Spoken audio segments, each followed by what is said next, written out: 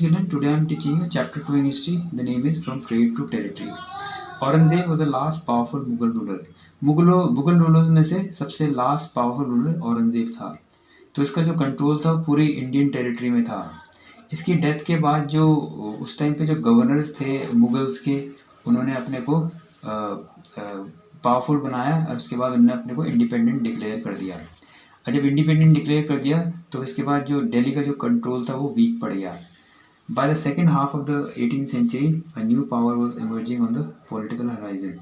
तो इसके बाद second half of 18th century में एक नई पावर इंडिया में आ रही थी, that was known as British. Now we move to next page. Company comes east. In 1600 East India Company acquired a charter from ruler of England. 1600 में जो east India company थी उसको इंग्लैंड की जो क्वीन थी, क्वीन एलिजाबेथ वन, उनसे उनको एक चार्टर मिला जिसमें now they could trade with the East. This meant that no other trading company in England could compete with the East India Company. इसका मतलब ये था कि कोई भी ट्रेडिंग कंपनी जो इंग्लैंड की थी उनसे कम्पीट नहीं कर सकती थी. अब जो कंपनी थी ईस्ट इंडिया कंपनी वो दूर दूर तक जा सकती थी ट्रेड करने के लिए, और वो कोई भी गुड्स को परचेज करके यहाँ यूरोपियन मार्केट में प्रॉफिट में बेच सकती थी. So there was no competition. The royal charter however could not prevent other European powers from entering eastern markets. लेकिन जो रॉयल चार्टर जो क्वीन एलिजाबेथ का था वो जो दूसरी कंट्रीज़ थी यूरोपियन कंट्रीज़ उनको यहाँ पे ट्रेड करने के लिए रोक नहीं सकी. तो इससे पहले कि जो ब्रिटिश शिप्स यहाँ पे आ पाती इंडिया में, उससे पहले पोर्चुगीज़ ने यहाँ पहले ही अपने को इस्टेब्लिश कर लिया था. और इसके बाद 17th century तक यहाँ पे डच भी आ गए थे और फिर फ्रेंच ट्रेडर्स भी had also come to India. The problem is that all companies were interested in buying same thing. अब प्रॉब्लम ये थी कि सारी जो कंपनीज थी एक ही टाइप के प्रोडक्ट्स खरीदना चाह रहे थे, जैसे कॉटन एंड टेक्सटाइल्स.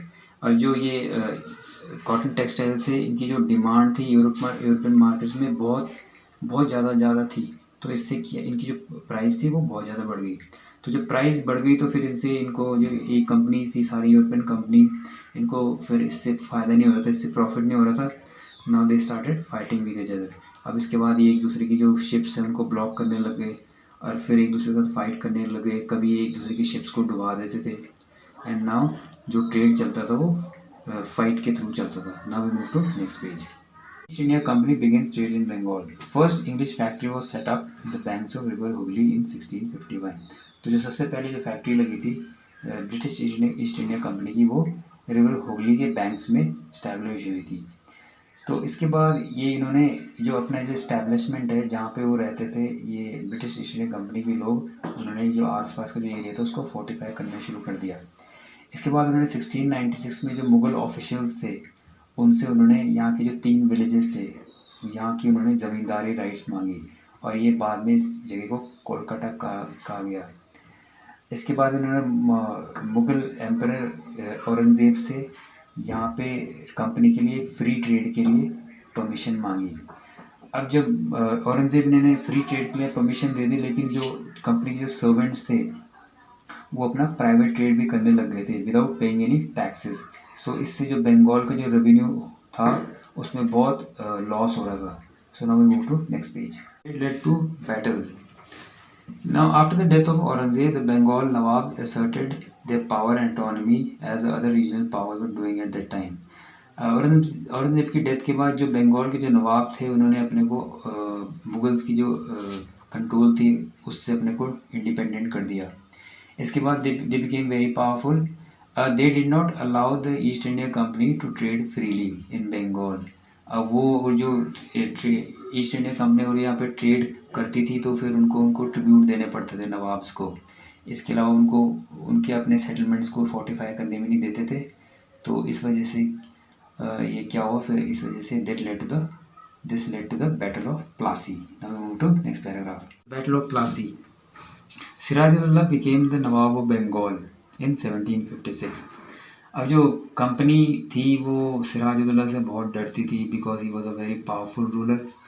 तो वो चाहते थे कि ये बंगाल में उनका पपेट रूलर इसको रूल करे ताकि उनको आराम से ट्रेड कंसेशन मिल सकें. लेकिन जो सिराजुद्दौला था वो अपनी 30,000 सोल्जर्स लेके गया और उसने जो इंग्लिश के जो सेटलमेंट्स थे, उनके जो फोर्ट्स थे, उन पे उसने कैप्चर कर लिया। इसको सुन के जो कंपनी की जो आर्मी थी उसमें जो रॉबर्ट क्लाइव था, इसने अपनी आर्मी के साथ आया और that led to the famous battle of Plassey. Battle of Plassey में जो ये सिराजुद्दौला था, he was defeated. The reason for his defeat was that इसका जो कमांडर इन चीफ था आर्मी का, मीर जाफ़र, उसने इसका साथ नहीं दिया, क्योंकि जो ब्रिटिशर्स थे उन्होंने इसको प्रॉमिस किया था अगर जो बैटल में वो पार्ट नहीं लेगा तो उसको नवाब बना देंगे। Now we move to next paragraph. After the defeat at Plassey, Sirajuddaula was assassinated. तो प्लासी की डिफीट के बाद सिराजुद्दौला को मार दिया गया और उसके बदले मीर जाफ़र को बंगाल का नवाब बना दिया गया। अब जब मीर जाफ़र बंगाल का नवाब बना गया तो वो प्रोटेस्ट करने लगा। इसके बाद उसको वहाँ से उसको हटा दिया, उसके बदले मीर कासिम को नवाब बंगाल बना दिया गया। लेकिन जब मीर कासिम ने कंप्लेन करनी शुरू की तो फिर दोबारा हटा के दोबारा मीर जाफ़र को दोबारा बंगाल का नवाब बना दिया गया। लेकिन अब नवाब को, मीर जाफ़र को पर मंथ कंपनी को 5 लाख रुपीस देने पड़ते थे। इसके अलावा और खर्चे भी इनको देने पड़ते थे, जो कंपनी के खर्चे होते थे। इसके बाद लेकिन बाद में 1765 के बाद ये जो कंपनी थी उसका जो माइंड था वो थोड़ा चेंज हो गया। अब वो चाहते थे कि अब वो ये नहीं चाहते थे कि कोई पपेट रूल करे, अब वो खुद ही उसको रूल करना चाहते थे, डायरेक्ट रूल करना चाहते थे बंगाल को। 1765 में Mughal emperor appointed the company as diwan. 1765 में जो मुगल एम्परर था उन्होंने कंपनी को वहाँ की बंगाल की दीवानी राइट्स दे दी। तो दीवानी राइट्स मिलने के बाद जो कंपनी का जो पूरा बंगाल की जो रेवेन्यू थी उस पर पूरा का पूरा अधिकार हो गया।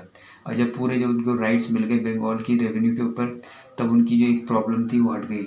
उनकी प्रॉब्लम ये थी कि जब वो यहाँ से टेक्सटाइल्स एंड स्पाइसेस खरीदते थे और फिर ब्रिटेन में बेचते थे, तो उन स्पाइसेस से टेक्सटाइल को खरीदने के लिए उनको ब्रिटेन से गोल्ड और सिल्वर मंगाना पड़ता था।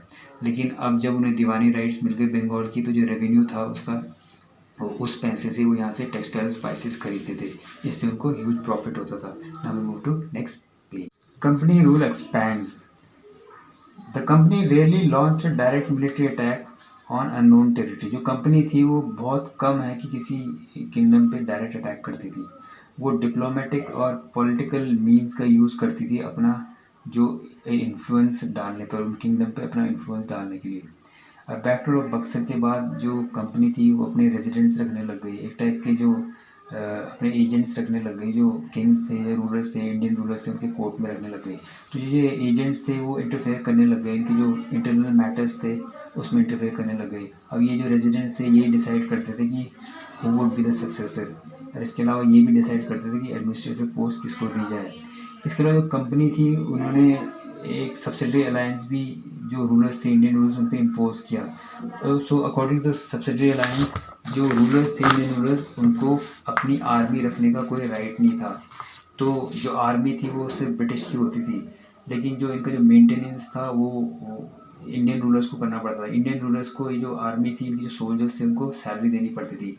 अगर जो इनको सैलरी नहीं दे पाते थे तो इनकी जो पार्ट ऑफ द टेरिटरी थी रूलर्स की, वो ब्रिटिश के हाथ में आती थी। इसी तरीके से जो अवध जो वो था किंगडम, वो इस जो हाफ ऑफ जो अवध था वो ब्रिटिश के हाथ में आ गया था, क्योंकि जो यहाँ का जो रूलर था he was not able to pay the soldiers of the company.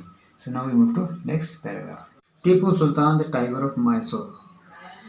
Mysore had grown in strength under the leadership of powerful rulers like Hyder Ali and Tipu Sultan. तो मैसूर के बहुत ही दो पावरफुल रूलर्स थे, उनका नाम था हैदर अली एंड टीपू सुल्तान।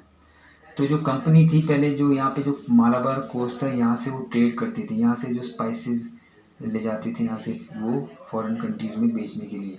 लेकिन जो टीपू सुल्तान था उसने इनको यहाँ से ट्रेड करने के लिए उनको प्रिवेंट किया। इसके अलावा जो यहाँ के लोकल ट्रेडर्स थे उनको भी बोला कि कंपनी के साथ आप कोई रिश्ता नहीं रखोगे। इसके अलावा जो टीपू सुल्तान था उसका जो फ्रेंच थे उनके साथ बहुत क्लोजनेस थी, और इसके अलावा वो जो अपनी आर्मी थी उनकी हेल्प से अपनी आर्मी को उन्होंने मॉडर्नाइज किया था। और फ्रेंच थे वो ब्रिटिशर्स के एनिमी थे। The British were very furious, they saw Hyder Ali and Tipu Sultan as dangerous. तो जो ब्रिटिश थे वो उन्हें बड़ा गुस्सा था इस बात पे, और वो इनको हैदर अली या टीपू सुल्तान को अपना बहुत डेंजरस, खतरनाक मानते थे। तो वो चाहते थे कि इनको क्रश करना चाहिए, इनको डिफीट होना चाहिए। तो इनके साथ वो टीपू सुल्तान और हैदर अली के साथ ईस्ट इंडिया कंपनी के 4 वॉर्स हुए। तो जो लास्ट वॉर था इसमें कंपनी ने टीपू सुल्तान को बैटल ऑफ सेरिंगापट्टनम में हराया। इसके बाद टीपू सुल्तान को हराने के बाद इसका जो किंगडम था उनके हाथ में आ गया। जो इनके हाथ में आ गया तो ये किंगडम था इन्होंने जो जो प्रीवियस डायनेस्टी जो रूल करती थी उनको दे दिया। Now we move to next page. Marathas with their defeat in the third battle of Panipat their Marathas dream of ruling Delhi was shattered. तो जब Marathas third battle of Panipat में हार गए थे तो उनकी जो ड्रीम थी दिल्ली से रूल करने की वो ख़त्म हो गई। Now the Marathas got divided into different dynasties. जो ये डायनेस्टी के जो वो चीफ्स थे देवर सिंधिया, होलकर, गायकवाड़ एंड भोसले।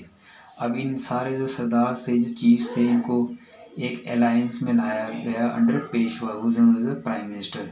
तो इस तरह के जो प्राइम मिनिस्टर था he was the administrative head of the Marathas. Now Marathas was subdued in the series of Wars. अब मराठास ने 3 वॉर्स लड़े ब्रिटिश ईस्ट इंडिया कंपनी के साथ और सारे जो वॉर्स थे उनमें वो उन्हें हारे, लेकिन जो लास्ट वॉर था उसमें वो बुरी तरीके से दे वर डिफीटेड। और इसमें जो उनका जो पेशवा था उसकी जो पोस्ट थी उसको उन्होंने हटाया और पेशवा को कानपुर में भेज दिया।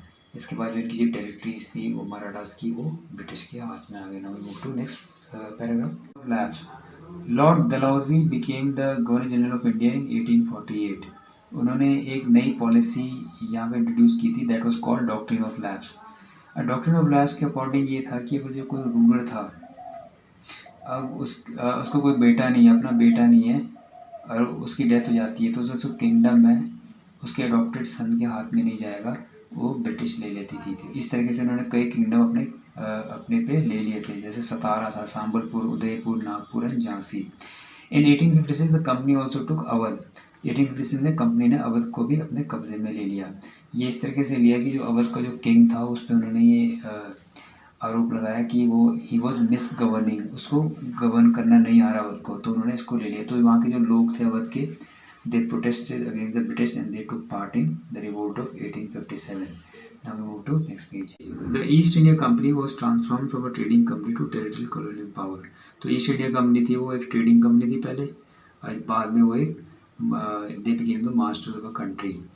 तो इसके बाद 1857 में जो कंपनी थी उसका 68% ऑफ जो इंडियन टेरिटरी का था उस पर उसका रूल हो गया था, और जो बाकी जो remaining part of Indian territory थी उस पर उसका इनडायरेक्ट रूल था।